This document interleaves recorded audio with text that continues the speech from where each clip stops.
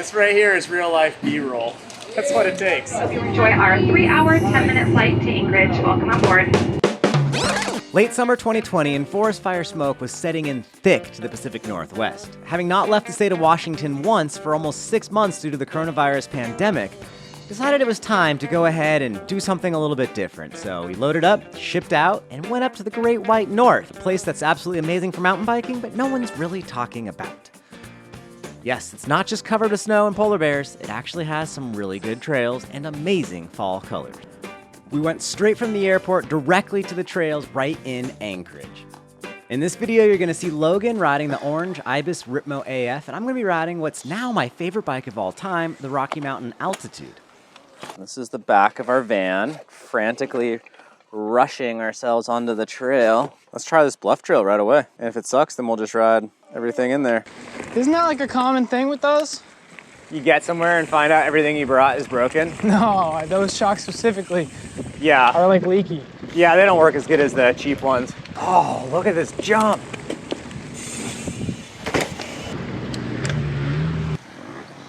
That looks like a fun track. So in Alaska, you can ride motocross on the beach. Like, the water is right there. Do you know where we're going? No, let's check the I map. think you should probably look. Go from the sand dunes and opt out to CS Express if goat trails aren't your thing. A fun challenge though, either way. As we drop in here, we're listening to the sounds of dirt bikes as we ride along the beautiful coastal bluff. Now, a secret reason of why we came to Anchorage was to meet a certain fellow named Rick. Rick runs a bike shop called RTR Bikes, and it's in Anchorage proper. I used to speak to Rick on the phone almost daily when I was working at Ibis Cycles and had never actually met Rick in person. This trip would change that. Ah, Lee's train, jumps and berms. So we're supposed to ride Lee's train. Let's do it. Lee's. I guess it's not ours, it's Lee's. Thanks, Lee. As always, if you think we missed an epic spot in Alaska, please let me know in the comments down below, because I would love another excuse to get back up north this upcoming summer.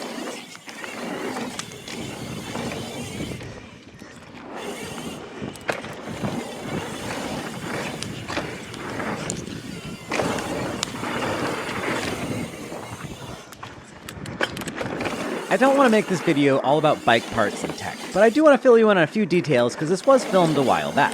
If there's two things that the Rocky Mountain Altitude is good at, one of them is definitely wheelies. The other will be randomly pulling off any old little bump and turning it into a jump opportunity. The way the suspension works out on the Rocky Mountain, it leaves the ground effortlessly, and that's one reason why I really like that bike so much. That's kind of fun. Yeah. Well, the view's not bad. Within minutes of our first ride in Alaska, the trip was already worth it. You see, these conditions are so different than the dense cedar forest that we're riding in Washington State, where I live locally. I don't know how many folks ride Kincaid Park all the time, but it's pretty darn cool in its own right. On trips like this, rarely do I ever plan out an actual ride route. Instead, I like to fly by the seat of my pants, just finding cool features willy-nilly and experiencing them. That's clearly something down there.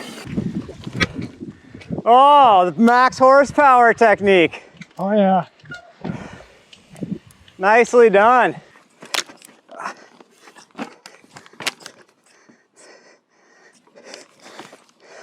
There it is. Hey guys. Hey.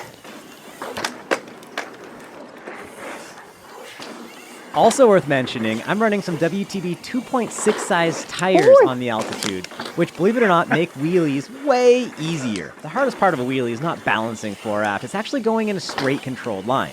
The wide square tire helps with that a ton. My gimbal's so loose. What you can't see on camera is that my GoPro is actually flapping up and down quite a bit and occasionally smacking me in the chin. This would be terrible on an e-bike.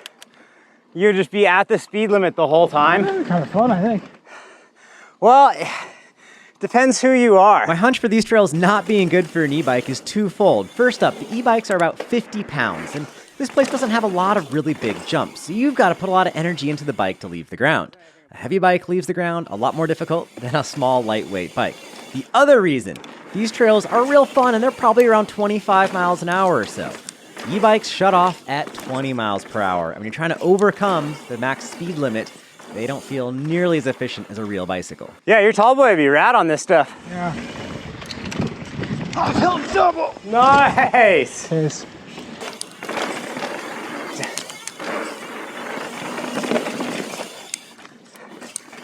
Hi guys, how's it going? Hey. Sounds like you guys are having fun. Yeah. I had a lot of fun riding the Kincaid trails. Sure, they're not big and gnarly, there's not tons of elevation, but they're right in town, accessible from the airport. It was a great way to get this trip started properly. As we tend to do, we kept riding until the sun got too far below the horizon to make things safe.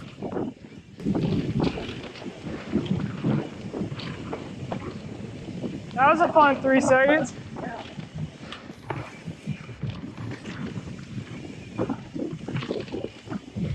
Oh yeah. So that's a very hasty evening Kincaid Park ride after getting off the airplane, including building our bikes in the parking lot.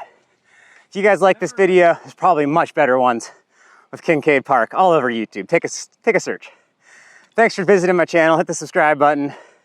Say thanks to Logan for doing follow cam. Well, that worked out pretty good. Rode some trails, didn't kill anyone, didn't get eaten. I used to work at IBIS 2008 to 2015, and one of our accounts is up here in Anchorage, Alaska.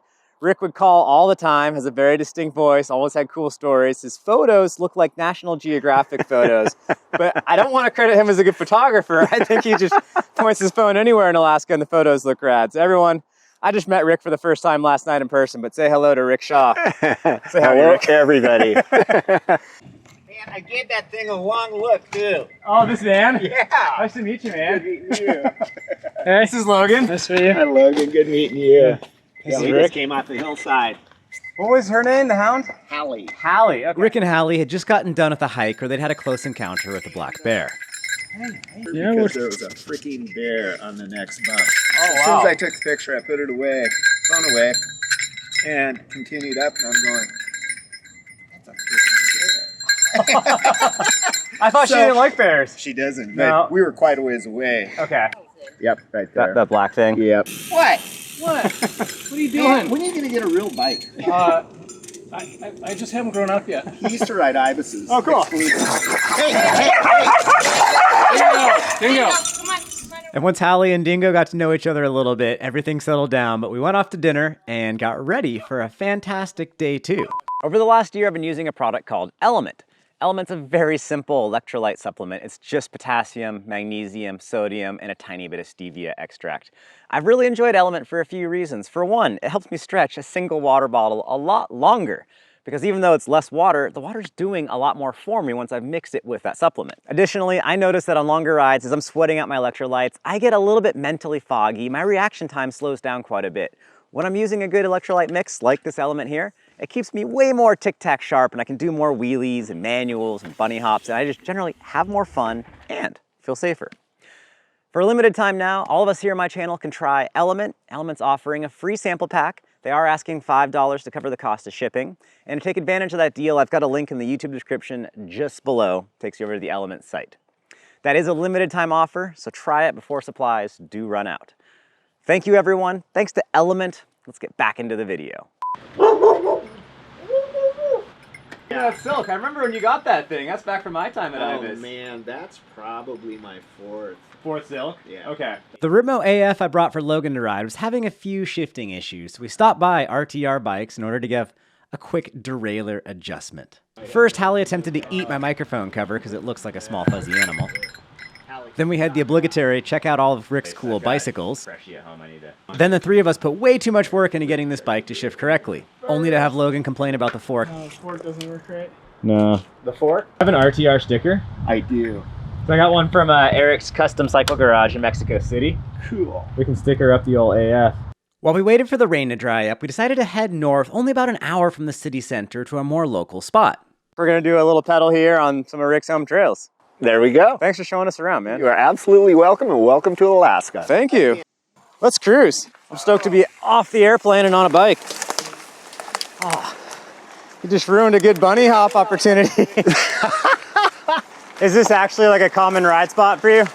In the springtime. Okay. Because it comes dry first before the high country does. Yeah.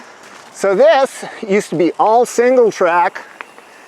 The Matanuska Power Association came out here and punched this double track in. It winds around down here pour a little out for the lack of single track. While he's not quite double my age, Rick's definitely a little bit older than me, and he was a very high-level mountain bike racer in the early days of the sport. And that way used to be really fun approach. We got some windfall here, boys.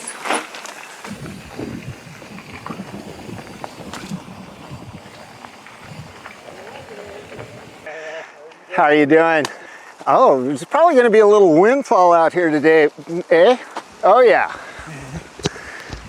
If you just want to follow me down, maybe Rick can follow you. Yeah, I'll bring up the rear. I thought I knew what I was doing and all was good, and then right up here I got a big surprise.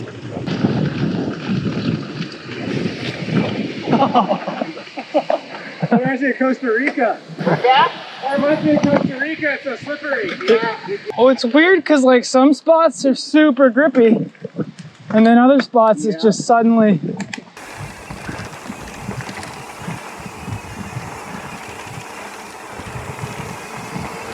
Now you see how polished this is? Yeah, slippery, huh? Yep.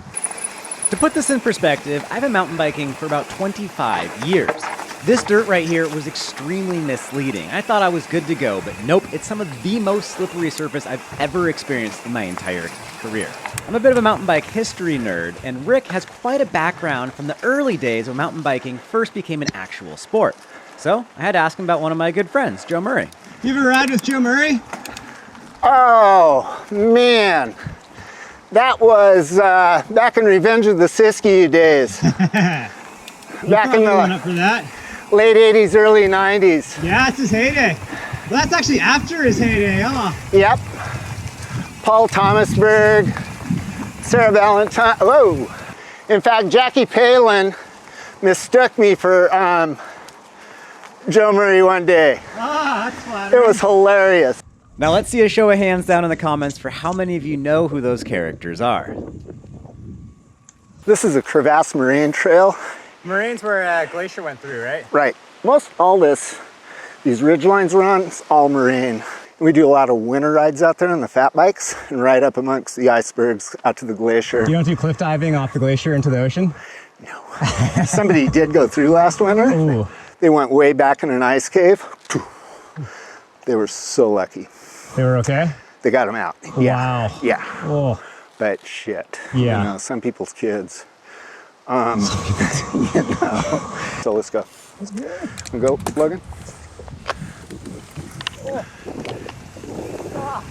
So this dirt looks like hero dirt, but you can literally, it's just like ice. It's so slippery. Slippery dirt or not, when we got to the single track portions, you could kind of bank off the sides of the trail and you got a bit more grip.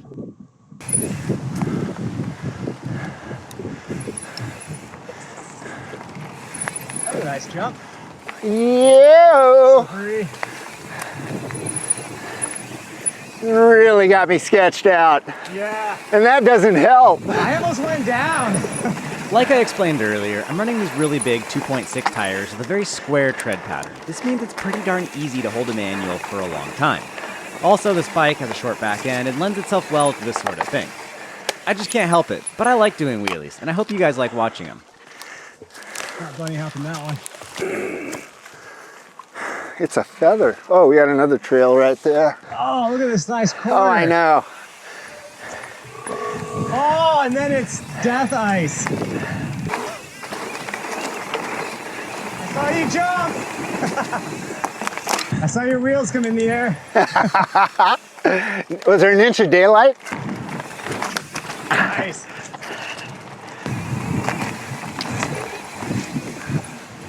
Whoa, slippery. Jeez. Dude, riding in Alaska is full on. It blew last night. Yeah. I was not kidding. To put in context just how slippery this dirt is, it's actually better to ride on the loose fall leaves than it is to ride on the clear section of trail. Bearberry Bluffs. We'd hang a left to get over to Rudy. Here? Yeah. Okay. Root bear. Root bear, yep. Okay, cool. And then that'll spit us back out onto crevasse moraine. Spruce hens. What are those? Spruce hens. Spruce hen. Grouse. Okay, grouse, yeah. You're a lot bigger than the grouse I've seen before. Yep. They're a little chubbier. And if you look real close, you can see their black eyes. Oh. Oh, wow. But when you're mocking down a slope, all of a sudden they just explode straight up. Yeah, it can be scary. I've had, like I say, one on my chest 2 separate times, and you're going so fast they can't get off and they're just beating their wings. It's like you're going like this, you know? Oh, Hey, buddies. How are you doing? Ice dirt. Whoa! Whoa!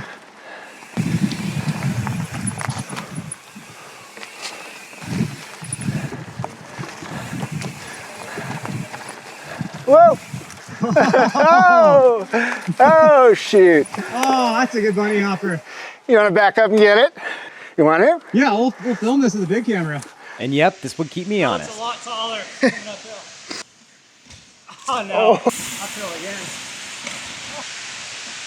There we go. Ah, got it. I felt good. I wasn't quite ready for that.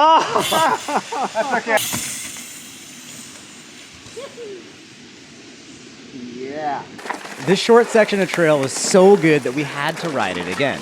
Big thanks to Logan for following me for this shot.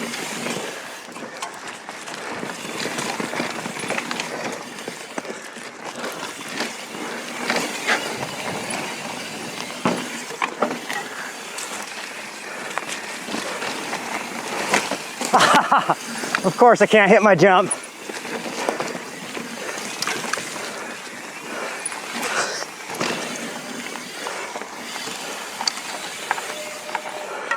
You good for the hop over? Okay. I could probably do it, but I could also break my collarbone. Cool. Oh, Gents. not necessarily fast.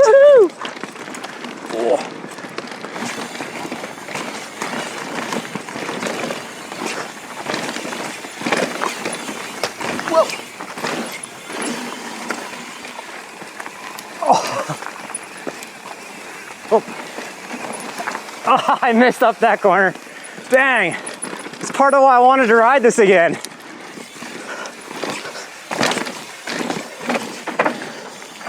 This trail's super fun. Best trail so far. Nice. I knew you'd like this one.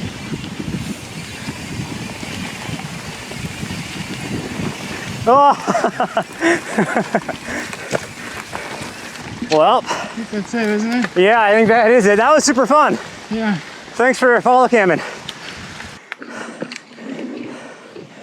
I mean, the trees, the terrain, so not Bellingham. I'm guessing that's a trail. It is. I bet it's pretty sweet. I've not been on it in a long time, but it's super short and it pops out into the hay fields where you see all the light. Yeah, we just keep going this way for a minute. Yeah. Really annoys me when people just go mocking past them. bad Even taste. though they're in total control, the hiker doesn't know that. No, you have to make eye contact, visual, audio, like talk to them. Especially in the backcountry when they're under 90-pound expedition backpacks and they've covered as much ground in a day and a half that you've just traversed in 3 hours, and they're always seemingly angry. Yeah, I would be too. That's like when you're climbing and you get passed by an e-biker. Yeah, that happened to me the other night.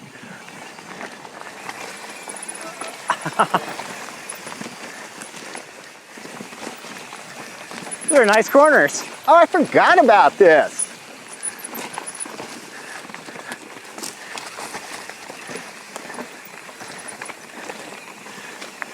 Kind of nice. A little greasy. Medium greasy.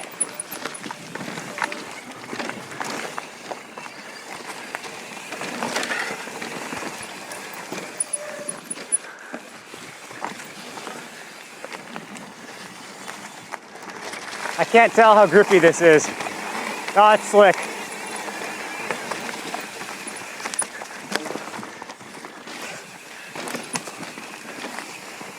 It's been longer than a year since I've been on this. This trail's cool. It is way cool. Totally forgot about it. Pretty slippery, but it's... Yeah.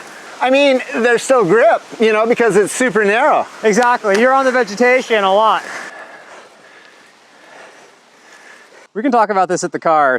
Yeah, anyhow, we should just keep going. Because here, Yeah, left on this guy. left here, Yep.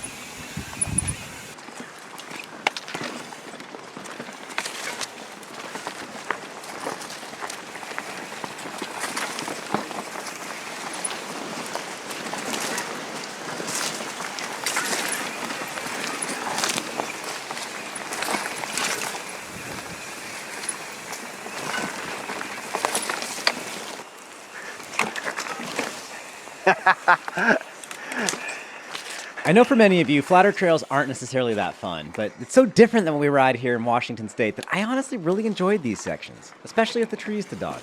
Birthday trail. And then the dirt looks amazing in here. Oh, I know. Pine needles. None of that hardening stuff.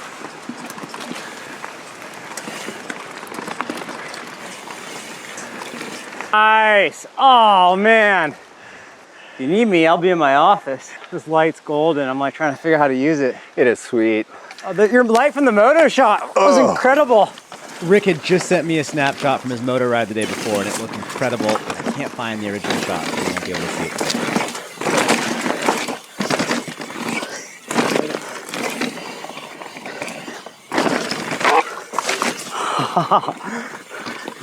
That was a rad section.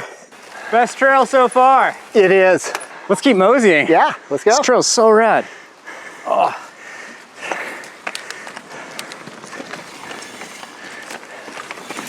Yeah, this is an old trail.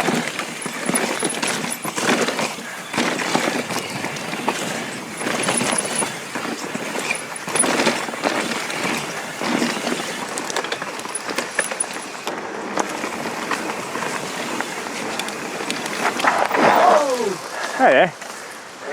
Thank you. Sorry about that. And as the wind blew and the sun set, we made it back to the car thinking about how cool these very unique trails are. The dirt had some super sketchy sections, but the colors were in full bloom. All right. And some of the trails were honestly really, really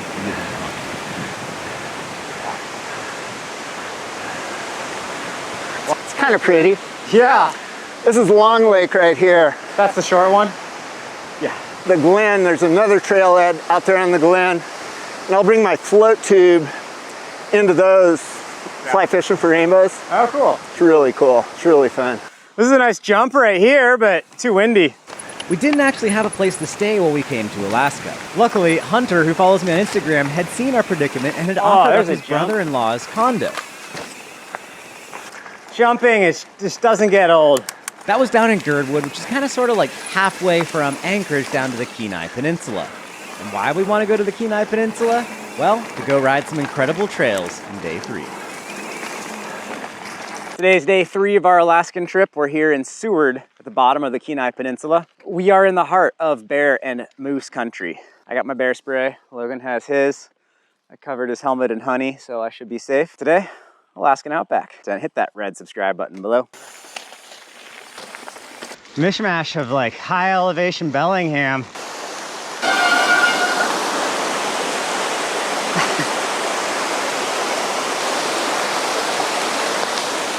Oh. Day 3 was an absolutely incredible ride. This loop is pretty substantial, and you're definitely committed once you get deep in the backcountry. You're also predominantly in the Alpine. Before you get in the Alpine, the forest kind of looks a lot like where we live down here in Washington. But once you do make it to the Alpine, it's an incredibly different location. It definitely feels like Alaska. This is also the 3rd day of high-performance riding, but somehow we were so fired up for where we were and the scenery that we weren't even really running that ragged. We managed to find some energy and keep on cruising. Words and even videos can't even put into perspective how rad the landscape is in Alaska. I would actually call it downright epic. Wonder how many bears you've ridden past so far. What do you think of the mountains? It's nice. It's nice.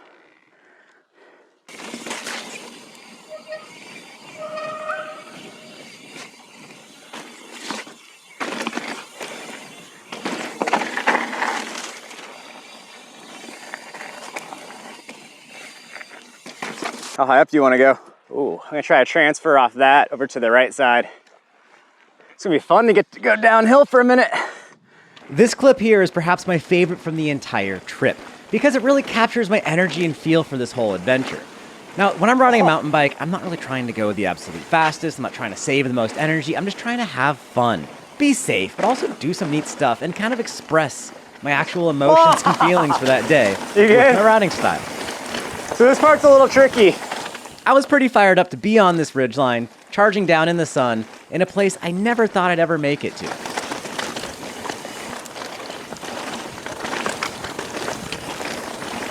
This riding style is not incredibly unique or anything like that, but I developed this in my years of racing. Back then, I was a good, 15, 20 pounds lighter, and in the faster sections of trail, I would lose so much time to the bigger dudes. My solution? It was to be a little bit smoother and kind of hop over all that chundery stuff. Nice. It worked out to be smoother, and I wouldn't lose that momentum when I bumped into things. Nowadays, I really enjoy it because it's fun to kind of turn the trail into a bit of a dynamic pump track, gapping over whatever it is you might find to be in your way. At this point in my riding career, I would say my favorite thing about mountain biking is experiencing incredible places on a bike. Why is that? Well, with the bike, it's basically a riddle. You're dissecting the landscape and you're interpreting it in whichever way you deem most appropriate for either the location, the speed, your mentality, whatever it may be. And in this case, I think there's endless ways you could ride this ribbon of trail. This is just the way that I felt like riding it this particular day.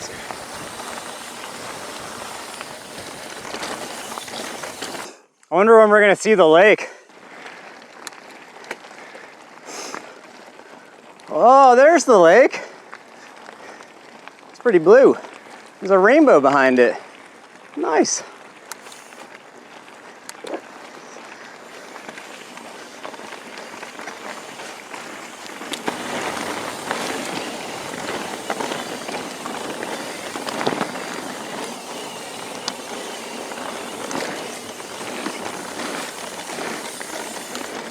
Oh, look at that jump. Phew.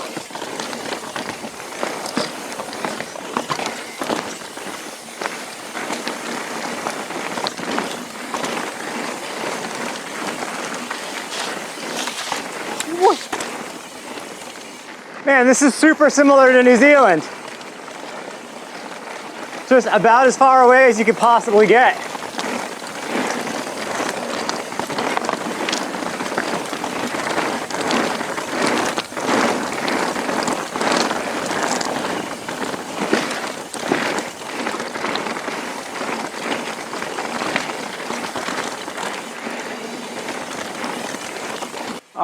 Oh, someone hanging out.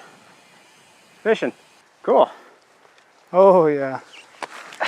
Is it low? Yeah. Let's pump it up.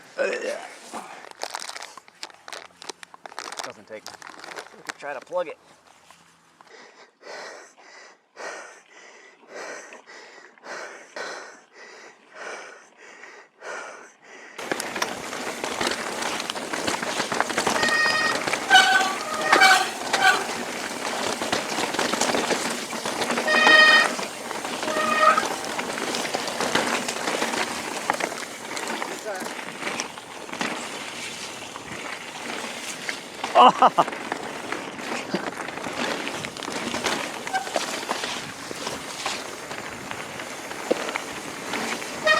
Oh!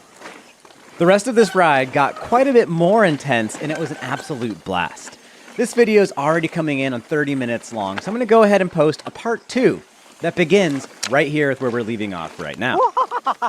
If you enjoyed this video, then please hit that red subscribe button down below. Consider subscribing to my riding tutorials that I post only to my Patreon page.